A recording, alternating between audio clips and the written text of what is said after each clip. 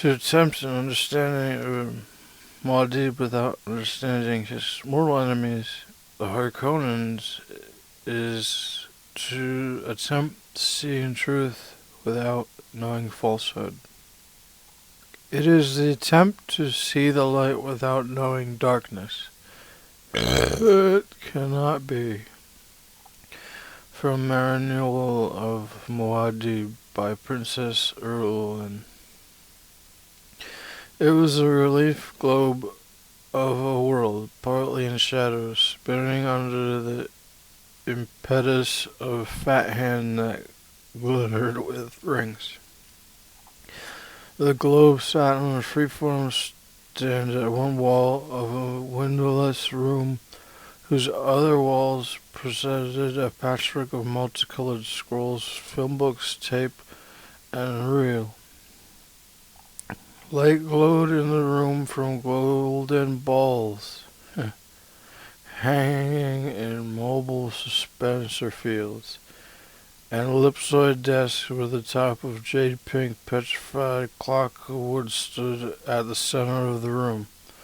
Veriform dispenser chairs ringed it, 2 of them occupied.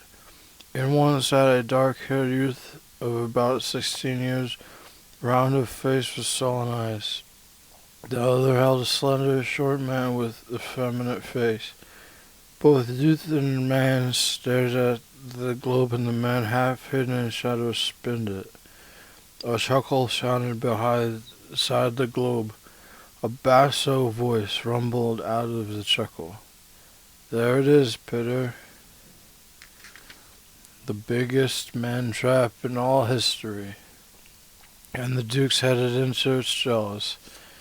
"Is it not a magnificent thing that I, the Baron Vladimir Harkonnen, do?" "Assuredly, Baron," said the man. His voice came out tenor, with sweet musical quality. The fat hand descended onto the globe, stopped the spinning. Now all eyes in the room could focus on the motionless surface and see that it was the kind of globe made for wealthy collectors or planetary governors of the Empire.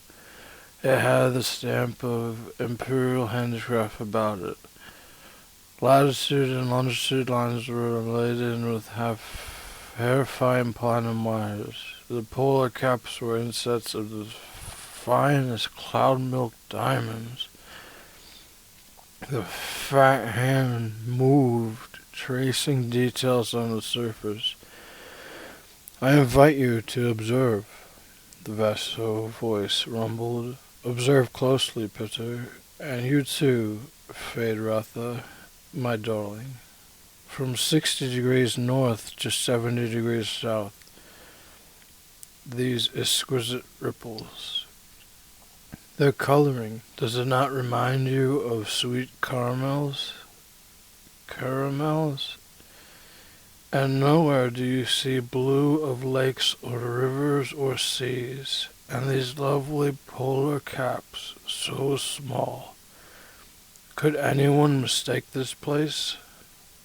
Arrakis, truly unique, a superb setting for a unique victory."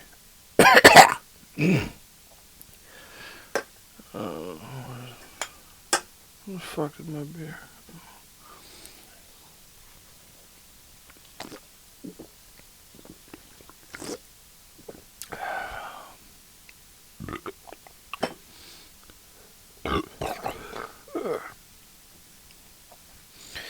A smile touched Peter's lips. "And to think, Baron, the Padishah Emperor believes he's given the Duke your spice planet.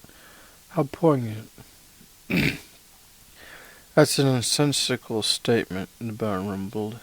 "You say this to confuse young Feyd-Rautha, but it is not necessary to confuse my nephew." The solemn-faced youth stirred in his chair, smoothed a wrinkle in the black leotards he wore. He sat upright as a discreet tapping sounded at the door in the wall behind him. Peter unfolded from his chair, crossed to the door, cracked it wide enough to accept a message cylinder. He closed the door, unrolled the cylinder, and scanned it. He chuckled, sounded from him. Another. Well? The Baron demanded. The fool answered us, Baron. Whenever did an Atreides refuse the opportunity for a jester? The Baron asked. Well, what does he say? He's most uncouth, Baron. Addresses you as Harkonnen. No sire et chair cousin, no title, nothing. It's a good name, the Baron growled, and his voice betrayed his impatience. What does dear Leto say? He says, your offer of a meeting is refused. I have oft times met your treachery, and this all men know. And, the Baron asked, he says the art of kindly still has admirers in the Empire. He signs it Duke Leto of Arrakis. Peter began to laugh. Of Arrakis! Oh my, this is almost too rich. Be silent, Peter, the Baron said, and the laughter stopped as though shut off with a switch. Kindly, is it? The Baron asked. Vendetta, huh? And he used the nice old word so rich in tradition to be sure I know he means it. You made a peace gesture, Peter said. The forms have been obeyed. For Mentat, you talk too much, Peter, the Baron said, and he thought, I must do away with that one soon. He has almost outlived his usefulness. The Baron stared across the room at his Mentat assassin, seeing the feature about him that most people noticed first, the eyes. The shaded slits of blue within. Blue. Oh. The shaded slits of blue within blue. The eyes without any white in them at all. A grin flashed across Peter's face. It was like a masked grimace beneath those eye-like holes. But Baron, never has revenge been more beautiful.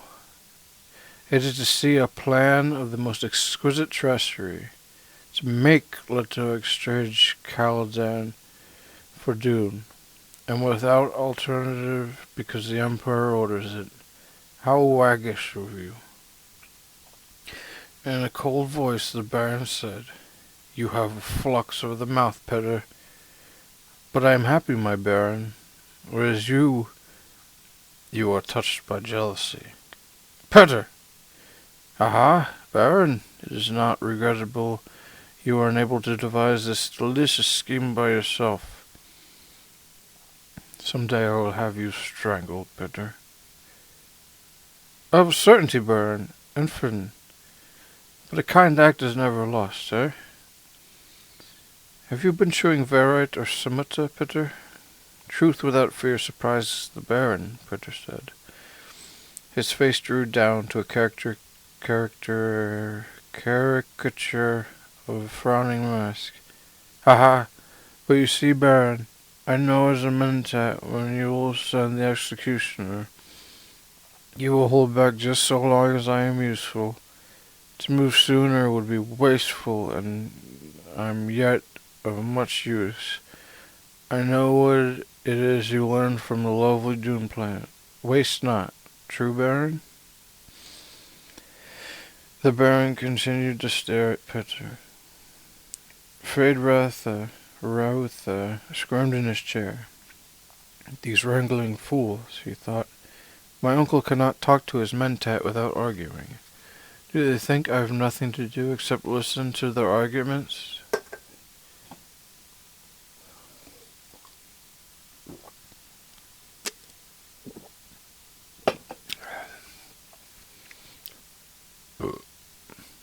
Fade, the Baron said.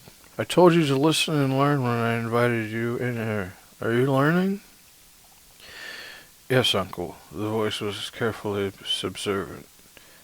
Sometimes I wonder about Pitter, the Baron said. I cause pain out of necessity, but I swear, he takes a positive delight to it. For myself, I can feel pity towards the poor Duke Leto. Dr. Yue will move against him soon, and that'll be the end of the Atreides. But surely Leto will know whose hand directed the pliant doctor, and knowing that will be a terrible thing.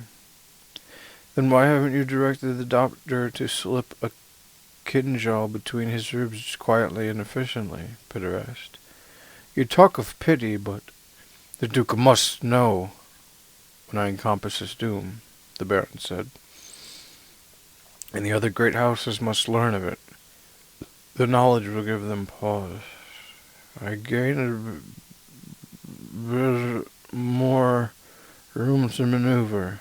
The necessity is obvious, but I don't have to like it. Room to maneuver, Peter sneered. Already you have the Emperor's eye on you, Baron. You move too boldly.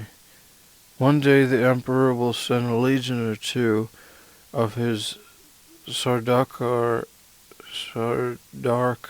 down here into Gaudi Prime, and that'll be the end to the Baron Vladimir Harkonnen. You'd like to see that, wouldn't you, Peter? The Baron asked.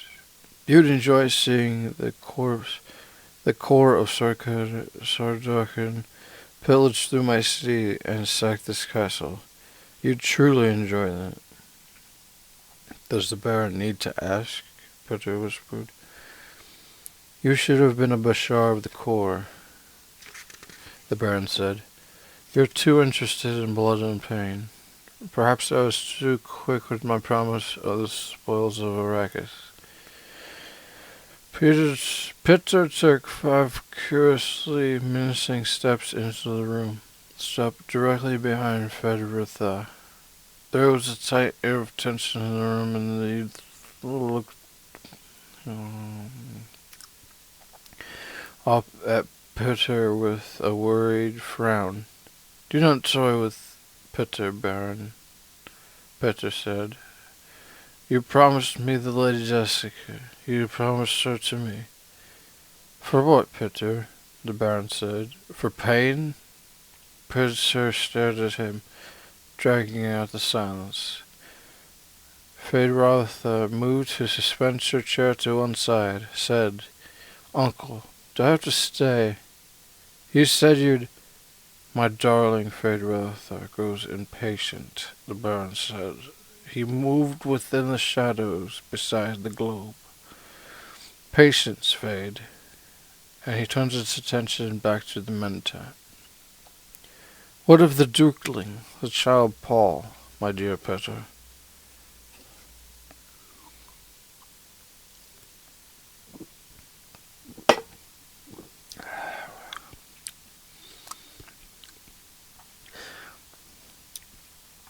The trap will bring him to you, Baron, Peter muttered.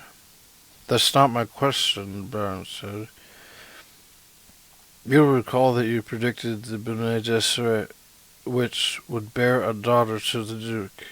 You were wrong, eh, Mentat? I'm not often wrong, Baron, Peter said, and for the first time there was fear in his voice. Give me that. I'm not often wrong. And you know yourself these Bene Gesserit here bear mostly daughters. Even the Emperor's consort had produced only females. Uncle, said Feyd-Rautha, you said there'd be something important for me to... Listen to my nephew, the Baron said. He aspires to rule my barony, yet he cannot rule himself. The Baron stood beside the globe, a shadow among shadows. Well then, Feyd-Rautha Harkonnen, I summoned you here hoping to teach you a bit of wisdom. Have you observed our good Mentat? You should have learned something from this exchange. But, uncle, a most efficient mentat, Peter. Wouldn't you say, Fade?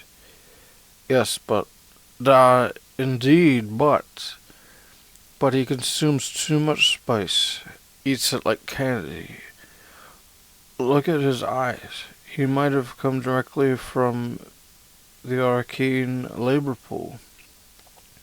Efficient, Peter, but he's still emotional and prone to passionate outbursts. Bursts. Efficient, Peter, but he still can err. Peter spoke in a low, sullen voice. Did you call me in here to impair my efficiency with criticism, Baron? Impair your efficiency? You know me better, Peter. I wish only for my nephew to understand the limitations of a mentat. Are you already training my replacement? Peter demanded. Replace you? Why, Peter, where could I find a mentat with your cunning and venom? The same place you found me, Baron. Perhaps I should at that, the Baron mused. You do seem a bit unstable lately, and the spice you eat. Are my pleasures too expensive, Baron? Do you object to them? My dear Peter, your pleasures are what tie you to me. How could I object to that? I merely wish my nephew to observe this about you. Then I am on display, Peter said. Shall I dance? Shall I perform my various functions for the eminent forward rat? Precisely, the Baron said. You are on display. Now be silent. He glanced at Federatha, noting his nephew's lips, the full and pouting look of them. The Arconan genetic marker, not just as slightly in amusement. This is a mentat, Fed. It has been trained and conditioned to perform certain duties. The fact that it's encased in a human body, however, must not be overlooked. A serious drawback, that. I sometimes think the ancients with their thinking machines had the right idea.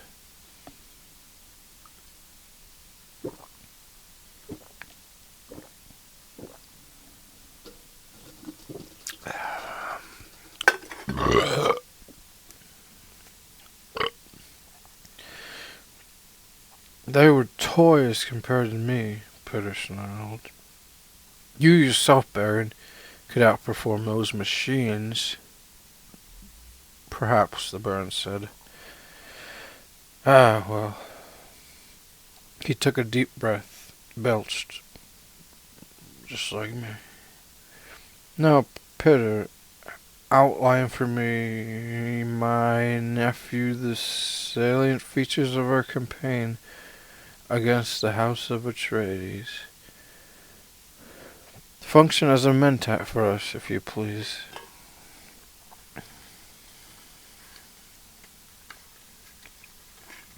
Baron, I warn you not to trust one so young with this information.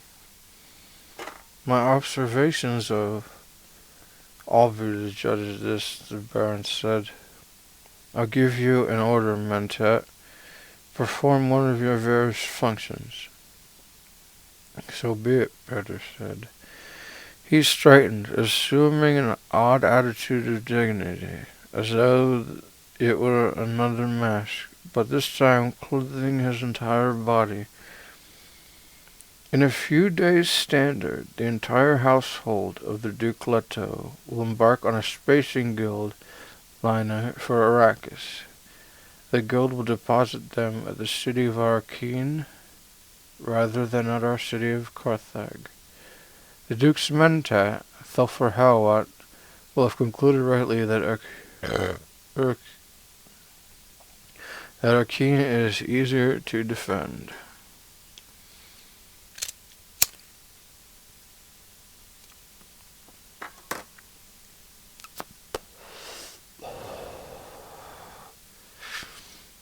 Listen carefully, Fade, the Baron said. Observe the plans within plans within plans. Feyd-Rautha nodded, thinking, this is more like it. The old monster is letting me in on his secret things at last. He must really mean for me to be his heir. There are several tangential possibilities, Peter said. I indicate that House Atreides will go to Arrakis. We must not, however, ignore the possibility the Duke has contracted with the Guild to remove him to a place of safety outside the system.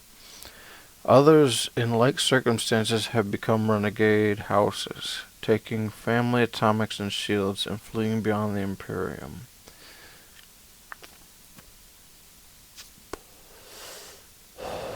The Duke's too proud of a man for that, the Baron said. It is a possibility, Peter said. The ultimate effect for us would be the same, however. No, it would not, the Baron growled. I must have him dead and his line ended. That's a high probability, Peter said. There are certain preparations that indicate when a house is going renegade. The Duke appears to be doing none of these things. So, the Baron said, get on with it, Peter. At Arrakeen, Peter said, the Duke and his family will occupy the Residency, lately the home of Count and Lady Fenring, the ambassador to the smugglers, the Baron chuckled. Ambassador to what? Feyd-Rautha asked. Your uncle made a joke, Peter said. He calls Count Fenring ambassador to the smugglers, indicating the Emperor's interest in smuggling operations on Arrakis. Feyd-Rautha turned a puzzled stare on his uncle. Why? Don't be dense, Feyd, the Baron snapped. As long as the Guild remains effectively outside Imperial control, how could it be otherwise? How else could spies and assassins move about?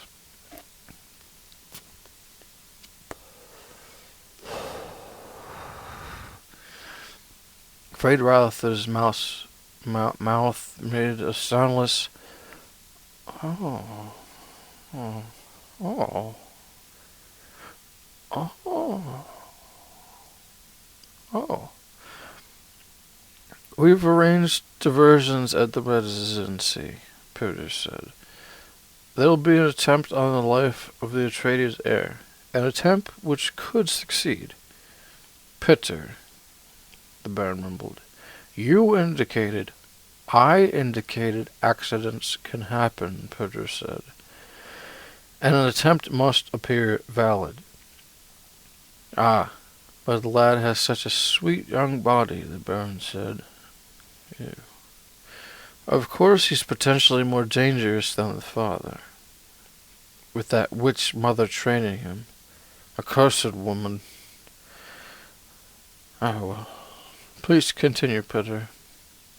What will have divined that we have an agent planted on him, Peter said. The obvious suspect is Dr. Yoy, who is indeed our agent. But Hawlett has investigated and found that our doctor is a Suck School graduate with Imperial conditioning, supposedly safe enough to minister even to the Emperor.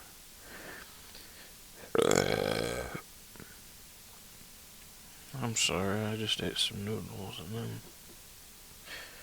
I got noodle burps and beer burps. Great store is set on Imperial conditioning. It's assumed that ultimate conditioning cannot be removed without killing the subject. However, as someone once observed, given the right lever, you can move a planet. We found the lever that moved the doctor.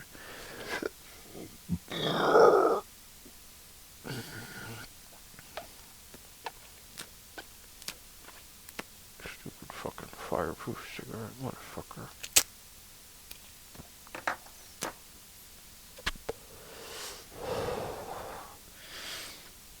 How? Feyd-Rautha asked. He found this a fascinating subject. Everyone knew you couldn't subvert imperial conditioning. Another time, the Baron said. Continue, Peter. In place of Yue, Peter said, we'll drag a most interesting suspect across Howard's path. The very audacity of this subject will recommend her to Howard's attention. Her? Fairweather asked. The Lady Jessica herself, the Baron said. Dun, dun, dun. Is it not sublime? Peter asked. Hart's mind will be so filled with this prospect, it'll impair his function as mentat. He may even try to kill her. Peter frowned then. But I don't think he'll be able to carry it off. You don't want him to, eh? The Baron asked. Don't distract me, Peter said. While Hart's occupied with the Lady Jessica, we'll divert him further with uprisings in a few garrison towns and the like. These will be put down. The Duke must believe he's gaining a measure of security. Then, when the moment is ripe, we'll signal Yue and move in with our major force.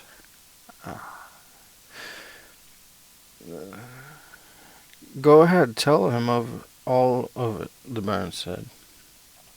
We'll move in strengthened by 2 legions of Sardaukar disguised in Harkonnen livery. Sardaukar.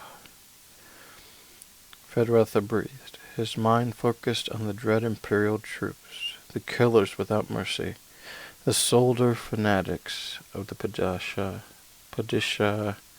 Emperor.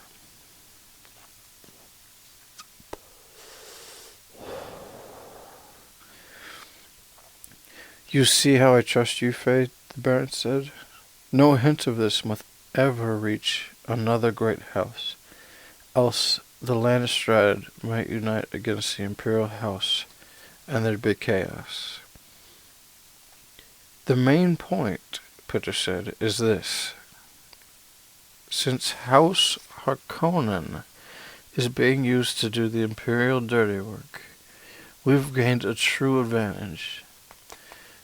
It's a dangerous advantage, to be sure, but if used cautiously, we will bring House Harkonnen greater wealth than any other house in the Imperium. You have no idea how much wealth is involved, Fade, the Baron said. Not in your wildest imaginings. To begin, we'll have an irrevocable dictatorship in the Chom Company. Fairweather nodded. Wealth was the thing. Chom was the key to wealth. Each noble house dipping from the company's coffers whatever it could under the power of the dictatorship. Those Chom dictatorships, they were the real evidence of political power in the Imperium. Passed with the shifts of voting strength within the Lannistrad, as it balanced itself against the Emperor and his supporters. The Duke Leto, Peter said, may attempt to flee to the new Fremen scum along the desert's edge, or he may try to send his family into that imagined security. But that path is blocked by one of His Majesty's agents, the planetary ecologist. You may remember him. Kynes.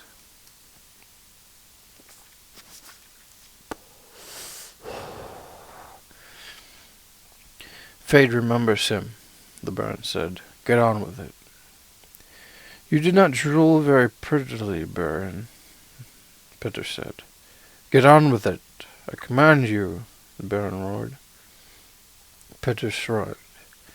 If matters go as planned, he said, House Harkonnen will have a subfief on Arrakis within a standard year. Your uncle will have dispensation of that fief. His own personal agent will rule on Arrakis. More profits, Friedrich said. Indeed, the Baron said, and he thought, it's only just. We're the ones who tamed Arrakis, except for the few mongrel Fremen hiding in the skirts of the desert, and some tame smugglers bound to the planet almost as tightly as the narrative labor pool. And the great houses will know that the Baron has destroyed the Atreides, Peter said. They will know.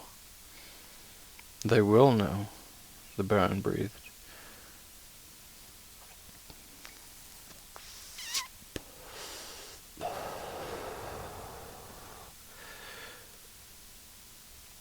They will know. Loveliest of all, Peter said, is that the Duke will know too. He knows now. He can already feel the trap. It's true the Duke knows, the Baron said, and his voice held a note of sadness. He could not help but know. More's the pity. The Baron moved out and away from the globe of Arrakis. As he emerged from the shadows, his figure took on dimensions. Grossly and immediately, immensely fat, and with subtle bulges beneath the folds of his dark robes to reveal that all his fat was sustained partly by portable suspensors harnessed to his flesh.